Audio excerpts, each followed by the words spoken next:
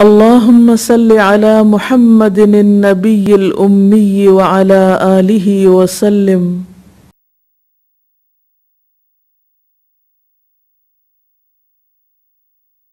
السلام علیکم ورحمۃ اللہ وبرکاتہ. نحمده ونصلي على رسوله الكريم. اما بعد فاعوذ باللہ من الشیطان الرجیم. بسم اللہ الرحمن الرحیم. رب اشرح لي صدری ويسر لي امری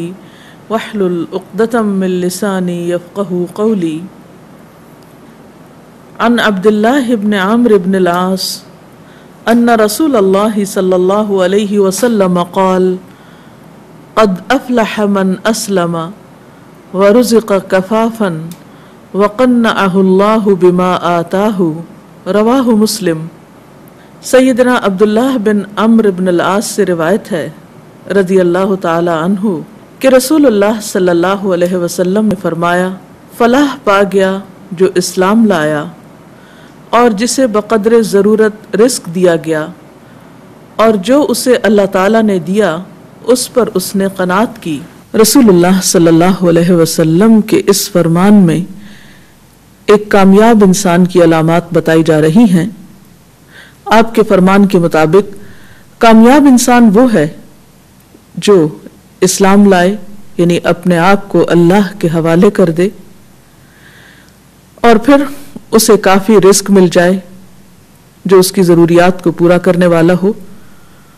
وہ اپنی ضروریات کو پورا کرنے کے لیے کسی کے آگے ہاتھ نہ پھیلائے، اور پھر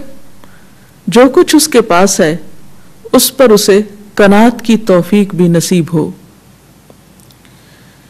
جہاں تک پہلی علامت کا تعلق ہے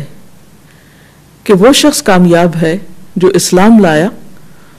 تو یہاں اسلام لانے کا ایک مطلب تو دین اسلام میں داخل ہونا ہے. اللہ تعالیٰ نے دین اسلام کو بندگان خدا کے لیے ایک نعمت قرار دیا، جیسا کہ ایک آیت میں آتا ہے الیوم اکملت لکم دینکم واتممت علیکم نعمتی ورضیت لکم الاسلام دینا، کہ آج میں نے تمہارے لیے تمہارا دین مکمل کر دیا، تم پر اپنی نعمت تمام کر دی اور تمہارے لیے دین اسلام کو پسند کر لیا. تو بندوں کے لیے جو طریقہ زندگی اللہ تعالیٰ کو سب سے زیادہ پسند ہے وہ طریقہ اسلام ہے. اور طریقہ اسلام کا معنی کیا ہے کہ بندہ اپنے آپ کو، اپنی مرضی کو، اپنی خواہشات کو، اپنی عقل کو، اپنے تمام تر جذبات کو اللہ تعالیٰ کی خوشی کے، اس کی مرضی کے تابع کر دے، اللہ کا فرما بردار ہو جائے، اللہ کا اطاعت گزار ہو جائے. قرآن پاک میں ایک اور مقام پر اللہ تعالیٰ فرماتے ہیں افمن شرح اللہ صدرہ للاسلام فہو علی نور من ربہ. کیا بھلا وہ شخص جس کا سینہ اللہ نے اسلام کے لیے کھول دیا ہو، اس کا شرح صدر ہو چکا ہو، اور پھر وہ اپنے رب کی طرف سے آئے ہوئے ایک نور پر ہو. یعنی اس شخص کی خوش قسمتی کا کیا کہنا کہ جس کا دل حق کے لیے کھل جائے اور سچائی کو پانے کے بعد اس کے پانے کا جو احساس ہے اس کے لیے خوشگوار ہو، وہ اس کے اندر اتر جائے اور ایک ایسی روشنی کی شکل اختیار کر لے کہ جس میں اسے اچھے اور برے کا فرق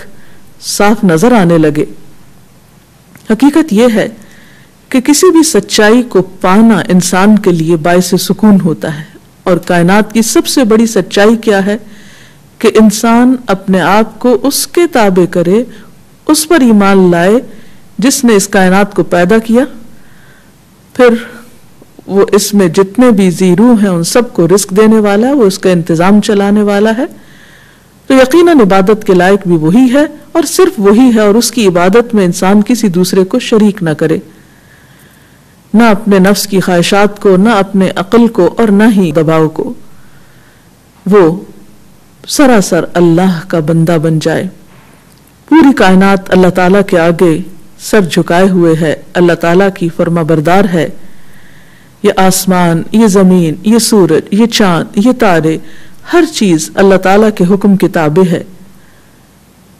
انسان کو اللہ تعالیٰ نے آزادی دی، اما شاکرا و اما کفورا، خواہ شکر گزار بنے خواہ ناشکرا بنے، خواہ اپنے خالق کو مانے یا نہ مانے، اس کے پاس آج اس دنیا میں اقرار اور انکار دونوں کے درمیان ایک چوائس یا اختیار کی آزادی موجود ہے، تو جو انسان اس آزادی کو اللہ کی فرما برداری اور اللہ تعالی کے آگے سر تسلیم خم کرنے میں استعمال کرتا ہے، وہی دراصل کامیاب انسان ہے۔ اس کے بارے میں ایک اور جگہ پر آتا ہے، اومن کان میتا فاحییناہ، کیا بھلا وہ شخص جو مردہ تھا پھر ہم نے اس کو زندہ کر دیا۔ گویا اس سچائی کو پانے سے پہلے وہ ایسے ہی تھا جیسے وہ اس کا کوئی وجود نہ ہو، اس کو زندگی ہی نہ ملی ہو، تو یہ نور ہدایت اس کے لیے ایک زندگی کا ذریعہ بنا۔ وجعلنا لہ نورا یمشی بہ فی الناس، اور ہم نے اس کو ایک ایسی روشنی عطا کر دی کہ جس کے ساتھ وہ لوگوں کے بیچ میں چلتا پھرتا ہے، یعنی اسی زمین پر رہتا ہے لیکن اس زمین پر رہتے ہوئے حق کو پانا، سچائی کو پانا اور اس کے بارے میں اندھیرے میں رہنا، یہ دو مختلف قسم کے تجربات ہیں۔ تو وہ شخص جو اپنے اصل خالق کو پہچان جائے، وہ شخص جو اصل مالک کی معرفت رکھتا ہو، اور وہ شخص جو اس کی طرف سے غافل ہو، ان دونوں کے دل کا حال، ان دونوں کا اندرون، ان دونوں کی روح اور اس کی کیفیت برابر نہیں ہو سکتی۔ لہذا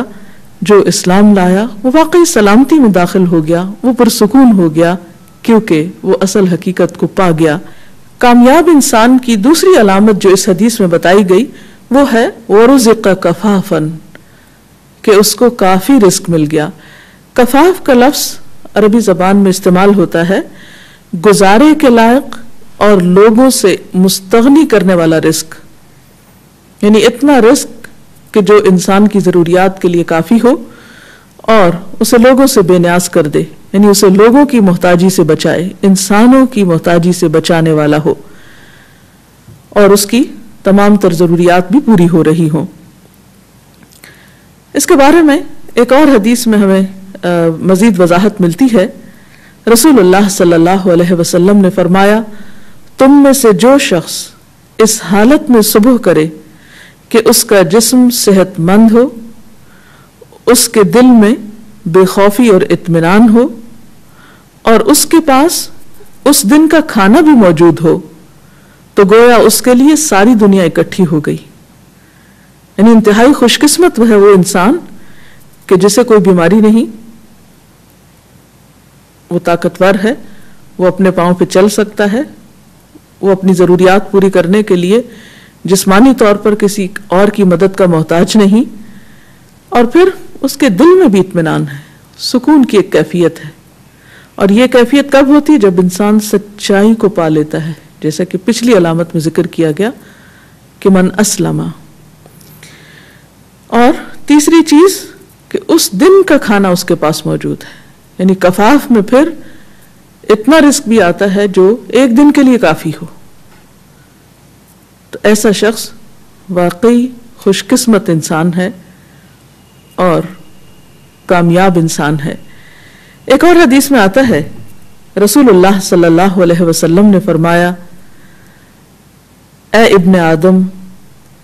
اگر تو زائد از ضرورت مال اللہ کی راہ میں خرچ کرے گا تو تیرے لیے بہتر ہوگا، اور اگر تو اسے روکے گا تو تیرے لیے برا ہوگا، اور بقدر کفاف مال پر تو ملامت کے لائق نہیں ہوگا۔ یعنی اتنا مال اگر تم جمع کرتے ہو کہ جس سے تم اپنی ضروریات کو بسہولت پورا کرو تو اس پر تمہاری کوئی پوچھ نہیں۔ ایک اور جگہ پر ہم دیکھتے ہیں کہ رسول اللہ صلی اللہ علیہ وسلم بقدر کفاف روزی کے لیے دعا بھی فرمایا کرتے تھے۔ الفاظ ہیں، اللہم اجعل رزق آل محمد قوتا وفی روایت کفافا، اے اللہ تو آل محمد کو صرف اتنا رزق عطا کر جو ان کی جان بچائے اور بدن کی قوت کو قائم رکھے۔ ایک اور روایت میں آتا ہے کہ صرف اتنا رزق عطا فرمانا جو ان کی زندگی باقی رکھنے کے لیے کافی ہو، کیونکہ رزق کی کثرت یا مال و دولت کی کثرت بھی بسا اوقات انسان کو فسق و فجور میں مبتلا کر دیتی ہے، انسان اللہ تعالیٰ کی نافرمانی پر اتر آتا ہے یا انسان سرکش ہو جاتا ہے۔ اور اسی طرح جب مال نہیں ہوتا اور انسان دوسروں کا محتاج ہوتا ہے تو تو یہ چیز بھی انسان کے دین کے لیے بسا اوقات نقصان دہ ہو جاتی ہے. اسی لیے اللہ کے رسول صلی اللہ علیہ وسلم ایک اور دعا بھی مانگا کرتے تھے, اللہم انی اعوذ بک من الکفر والفقر, کہ اے اللہ میں تیری پناہ میں دیتا ہوں اپنے آپ کو کفر اور محتاجی سے. کیونکہ ایک اور جگہ پر آپ نے فرمایا کہ کاد الفقر ان یکون کفرا, کہ قریب ہے کہ فقر کفر کا سبب بن جائے. تو زیادہ دولت بھی انسان کو سرکش بنا دیتی ہے بسا اوقات, اور رزق کی کمی انسان کو کفر تک پہنچا دیتی ہے. اس لیے بقدر کفاف رزق یا ضروریات زندگی کو پورا کرنے کا باعث جو رزق ہے وہ زیادہ پسندیدہ ہے. اس حدیث کے مطابق حضرت عائشہ کو حضور صلی اللہ علیہ وسلم نے فرمایا کہ اے عائشہ, اگر تم میرے ساتھ جنت میں رہنا چاہتی ہو تو اتنی دنیا تمہارے لیے کافی ہونی چاہیے جتنا سامان کسی مسافر کے پاس ہوتا ہے. یعنی بہت زیادہ دنیا کے ہوس اور خواہش مت رکھنا, اور خبردار دنیا کے طلبگار مالداروں کے پاس مت بیٹھنا, کیونکہ جب انسان ایسے لوگوں کی کمپنی یا صحبت اختیار کرتا ہے کہ جن کے پاس مال زیادہ ہوتا ہے, تو قدرتی طور پر انسان کے دل میں ایک غم پیدا ہوتا ہے اور انسان دوسروں کی نقالی شروع کر دیتا ہے اور ایسے طریقے اختیار کرنے لگتا ہے کہ جس سے وہ کسی بھی طرح ان کے برابر ہو سکے. اور فرمایا کہ اور کپڑا پرانا ہو جائے تو اسے اتار کر مت پھینک دینا, بلکہ پیوند لگا کر پہن لینا. یعنی اس سے انسان کی شان میں کمی نہیں آتی. حضرت ابو الدرداء کہتے ہیں کہ رسول اللہ صلی اللہ علیہ وسلم نے فرمایا, سورج کبھی نہیں نکلتا مگر اس حال میں کہ اس کے دونوں طرف دو فرشتے ہوتے ہیں اور پکار پکار کر کہتے ہیں کہ ان کی آواز انسان اور جن کے سوا تمام مخلوق سنتی ہے, اے لوگو اپنے رب کی طرف آؤ, تھوڑا مال جو کفایت کرے زیادہ مال سے بہتر ہے کیونکہ وہ غافل کر دیتا ہے. یعنی ایسا مال جو انسان کو غفلت میں مبتلا کر دے, اللہ تعالیٰ کی یاد بھلا دے, وہ انسان کے لیے وبال جان ہے. تیسری چیز جو اس حدیث میں بتائی گئی وہ قناعت ہے, کہ جو کچھ انسان کے پاس ہے اس پر قناعت ہو اور غم اور فکر میں مبتلا نہ ہو. یعنی جو دیا ہے اس پر مطمئن ہو, جو ہاتھ میں ہے اس پر شکر گزار ہو, نہ کہ جو ہاتھ میں نہیں ہے اس کا غم کھاتا رہے. ورنہ انسان جو کچھ اس کے پاس ہوتا ہے اس سے بھی صحیح طور پر فائدہ نہیں اٹھا سکتا. قرآن پاک میں اللہ تعالیٰ فرماتے ہیں وَلَا تَتَمَنَّوْا مَا فَضَّلَ اللَّهُ بِهِ بَعْضَكُمْ عَلَى بَعْضٍ, اور جو کچھ اللہ نے تم میں سے کسی کو دوسروں کے مقابلے میں زیادہ دیا ہے اس کی تمنا نہ کرو. وَاسْأَلُوا اللَّهَ مِنْ فَضْلِهِ, اور اللہ سے اس کا فضل مانگتے رہو. عام طور پر قناعت کیوں نہیں پیدا ہوتی؟ اس وقت نہیں ہوتی جب انسان اپنے ہاتھ کی چیز کو تو بھول جائے اور جس کے پاس اپنے سے زیادہ ہو اس کی تمنا کرنے لگے. تو یہاں اسی چیز سے روکا جا رہا ہے کہ جو تمہارے پاس نہیں دوسروں کے پاس ہے, محض اس کی تمنا نہ کرو, اس کے پیچھے آہیں مت بھرو, بلکہ جو تمہارے پاس ہے اس پر شکر گزار ہو, اور پھر اگر اور چاہیے تو اللہ سے مانگو, نہ کہ دوسرے انسانوں پہ نظر رکھو. حضرت ابو ہریرہ بیان کرتے ہیں کہ رسول اللہ صلی اللہ علیہ وسلم نے فرمایا, اس شخص کی طرف نگاہ کرو جو تم سے کم ہے, یعنی دنیاوی اعتبار سے, اور اس کی طرف نہ دیکھو جو تم سے بڑھ کر ہے, اس سے تم اللہ کی نعمتوں کو حقیر نہیں سمجھو گے. ورنہ کیا ہوتا ہے کہ جو نعمت ہوتی ہے انسان اس کی قدر ہی نہیں کرتا, وہ یہ سوچتا کہ یہ کیا ہے, یہ بھی کوئی چیز ہے, حالانکہ اس سے پوچھا جائے جس کے پاس یہ بھی نہیں. جب انسان اپنے سے زیادہ رکھنے والے یا اپنے سے بہتر رکھنے والے کی طرف دیکھتا ہے تو اس کے دل میں لازماً پھر حسرت پیدا ہوتی ہے, اور کبھی بھی وہ نعمتوں کی قدردانی نہیں کرتا اور شکر گزاری نہیں کرتا. رسول اللہ صلی اللہ علیہ وسلم نے فرمایا, جو شخص اللہ تعالیٰ کے دیے ہوئے رزق پر راضی ہو جائے, یعنی قانع ہو جائے, اللہ تعالیٰ اس سے تھوڑے عمل پر بھی راضی ہو جاتا ہے. یعنی اگر کسی انسان کے پاس کم رزق ہے اور اس کی عبادت بھی کم ہے تو اس سے اتنی عبادت بھی یا اتنا عمل بھی قابل قبول ہے, اس سے زیادہ کی توقع نہ رکھی جائے گی, کیونکہ اسے اللہ تعالیٰ سے کوئی شکوہ نہیں, جو کچھ بھی اس کو ملا وہ اللہ سے راضی ہے تو اللہ اس سے راضی ہو گیا. کیونکہ جتنا زیادہ انسان کے پاس ہوتا ہے اتنا ہی انسان کا حساب بھی زیادہ ہوتا ہے۔ پھر اسی طرح ہم دیکھتے ہیں کہ اس چیز سے بھی منع کیا گیا ہے کہ جو دوسروں کے پاس ہے انسان اس کو للچائی ہوئی نظروں سے دیکھے۔ وَلَا تَمُدَّنَّ عَيْنَيْكَ إِلَى مَا مَتَّعْنَا بِهِ أَزْوَاجًا مِّنْهُمْ زَهْرَةَ الْحَيَاةِ الدُّنْيَا لِنَفْتِنَهُمْ فِيهِ وَرِزْقُ رَبِّكَ خَيْرٌ وَأَبْقَىٰ، اور نگاہ اٹھا کر بھی نہ دیکھو دنیاوی زندگی کی اس شان و شوکت کو جو ہم نے ان میں سے مختلف قسم کے لوگوں کو دے رکھی ہے، وہ تو ہم نے انہیں آزمائش میں ڈالنے کے لیے دی ہے، اور تیرے رب کا دیا ہوا رزق حلال ہی بہتر ہے اور پائندہ تر ہے۔ تو اس سے یہ بھی پتہ چلتا ہے کہ انسان حلال کی طرف نظر رکھے، جو ہے اس پر شکر گزار ہو، اور جو دوسروں کے پاس ہے اسے للچائی ہوئی نظروں سے نہ دیکھے، کیونکہ جن کے پاس زیادہ ہے ان کا امتحان بھی بڑا ہے، ان کی پوچھ بھی زیادہ ہے، ان سے سوال بھی زیادہ ہوگا، حساب بھی زیادہ ہوگا، لہذا جو کچھ ہے اس پر شکر گزاری اختیار کی جائے۔ عون بن عبداللہ کہتے ہیں کہ میں دولت مندوں کی صحبت میں بیٹھتا تھا تو اپنے سے بڑھ کر میں کسی کو غم زدہ نہ پاتا، کیونکہ مجھے ہر طرف ایسے لوگ نظر آتے جن کے پاس مجھ سے زیادہ تھا، تو میں ہر وقت غم زدہ رہتا تھا کہ میرے پاس کیوں نہیں۔ پھر جب میں غریبوں کے ساتھ رہا تو مجھے اس رنج و غم سے آرام حاصل ہو گیا، کیونکہ میری نظر ہر وقت ان لوگوں کی طرف جاتی تھی جن کے پاس مجھ سے کم تھا، تو میں شکر گزاری کی کیفیت میں ہوتا تھا۔ نعمتیں پا کر شکر ادا کرتے رہنا اجر و ثواب میں اتنا ہی بڑا ہے جتنا روزہ رکھنا۔ اگلی حدیث میں آتا ہے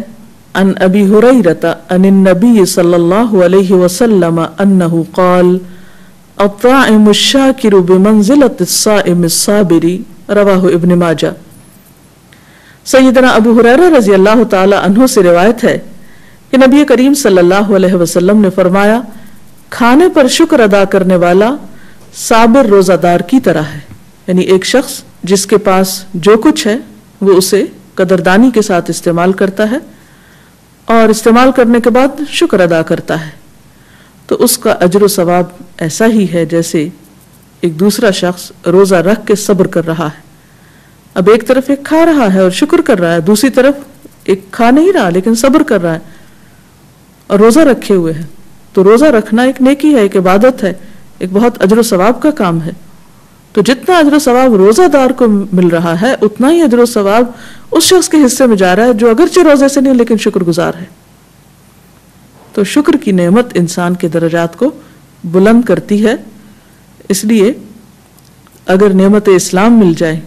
اور ہماری ضروریات زندگی احسن طریقے سے پوری ہو رہی ہو اور ہمارے اندر قناعت ہو تو ہم دنیا کے خوش قسمت ترین انسانوں میں سے ہیں۔ اس سلسلے میں اگر آپ مزید کچھ کہنا چاہیں، کوئی سوال ہو آپ کے ذہن میں تو آپ پوچھ سکتے ہیں۔ رسول اللہ صلی اللہ علیہ وسلم کی یہ بات مجھے بڑی بیوٹیفل لگی کہ یوں محسوس ہوتا ہے جیسے کامیابی کی سیڑھیاں ہیں، پہلی سیڑھی اسلام لانا، دوسری سیڑھی ایک بقدر ضرورت رزق کا مل جانا، اور تیسری سیڑھی جو کچھ ملا اس پہ قناعت کرنا۔ ایک بات کے بارے میں آپ سے چاہوں گی کہ آپ اس پر روشنی ڈالیں کہ اس سے پہلے ہم نے ایک حدیث پڑھی تھی جس میں قوی مومن اور ضعیف مومن کا تذکرہ تھا، جس میں رسول اللہ صلی اللہ علیہ وسلم نے فرمایا تھا کہ احرص علی ما ینفعک، کہ جو کچھ بھی چیز تمہیں نفع دیتی ہے اس کی حرص کرو، اور یہاں پر قناعت کی بات ہے۔ تو کس معاملے میں حرص کی جائے گی اور کس معاملے میں قناعت کی جائے گی، اس پہلو پر روشنی ڈال دیجیے۔ جہاں تک اس حدیث کا تعلق ہے جس میں نفع مند چیزوں کی حرص کی بات کی گئی، تو اس سے مراد ایسے کام ہیں، ایسی چیزیں ہیں کہ جو انسان کی اپنی ذات یا دوسرے انسانوں کے فائدے کے لیے ہیں، ان کاموں کی تلاش میں انسان رہے اور ان خیر اور بھلائی کے کاموں میں آگے سے آگے بڑھے۔ اور جہاں تک قناعت کا تعلق ہے تو یہ رزق کے معاملے میں ہے کہ جو کچھ اسے مل چکا ہے پھر اس پر مطمئن بھی ہو، ورنہ عام طور پر ہوتا یہ ہے کہ انسان کے پاس جتنا بھی ہو اس پر وہ اگر بے صبرا پن اختیار کیے ہوئے ہے تو اس کے بعد خیر اور بھلائی کے کاموں کے لیے تو اس کے پاس وقت ہی نہیں ہوگا، کیونکہ اس کو اپنی ذات کی فکر سے ہی نجات نہیں ہوگی۔ تو وہاں جو حرص ہے وہ نیکی کے کاموں کی ہے، اور یہاں جو قناعت ہے وہ مال و دولت پر ہے۔ قناعت کے حوالے سے ہی میں پوچھنا چاہوں گی کہ قناعت اور کامیابی کا آپس میں کیا تعلق ہے؟ قناعت اصل میں ایک ایسی خوبی ہے کہ جو انسان کے اندر حد درجہ اطمینان پیدا کرتی، اور ایک مطمئن انسان جو اللہ پر بھروسہ رکھتا ہے اور جو کچھ اس کے پاس ہے اس پر خوش ہے، راضی ہے، شکر گزار ہے، تو ایسا انسان ایک مثبت سوچ کا مالک ہوتا ہے. اور جب انسان کی سوچ مثبت ہو جاتی ہے، جو کچھ اس کے پاس ہے اس پر بھی مطمئن ہے، اور جو کسی اور کے پاس ہے اس پر بھی اسے کوئی حسد نہیں، کوئی پریشانی نہیں، کوئی غم نہیں، تو ایسا انسان پھر زندگی میں تعمیری سوچیں رکھتا ہے اور زیادہ سے زیادہ خیر اور بھلائی کے کاموں کے لیے سرگرم رہتا ہے، بجائے اس کے کہ وہ ان چیزوں پر غم کھاتا رہے اور فکر کرتا رہے اور جلتا کڑتا رہے جو اس کے بس میں نہیں. تو ایسی چیز یا ایسی سوچ انسان کو پھر قدم بقدم کامیابی ہی کی طرف لے جاتی ہے، کیونکہ مثبت سوچ کا ہونا بذات خود انسان کو خیر و بھلائی کی طرف لے جاتا ہے، اور انسان اپنے لیے بھی اور دوسروں کے لیے بھی سراپا خیر ہو جاتا ہے، نفع مند ہو جاتا ہے، کام کرتا ہے. ورنہ عموماً جب انسان کے دل میں حرص اور لالچ ہوتی ہے، اور خاص طور پر یہ جذبہ ہوتا ہے کہ میرے پاس کیوں نہیں اور دوسرے کے پاس ہے، یا میرے پاس اتنا ہے اور دوسرے کے پاس تو اتنا زیادہ ہے، تو ایسے انسان پھر کوئی ایسے منصوبے نہیں بنا سکتا کہ جس میں دوسروں کی کوئی بھلائی ہو. وہ سارا وقت اپنی ہی ذات کی فکر میں مبتلا رہتا ہے. حقیقت یہ ہے کہ رسول اللہ صلی اللہ علیہ وسلم نے جن 3 چیزوں کا ذکر فرمایا وہ واقعی انسان کی کامیابی کی ضمانت ہیں. اللہ تعالیٰ سے دعا ہے کہ وہ ہمیں بھی یہ نعمت عطا فرمائے. اس کے ساتھ ہی ہمارے آج کے پروگرام کا وقت ختم ہوتا ہے. اجازت چاہتے ہیں. السلام علیکم ورحمۃ اللہ وبرکاتہ.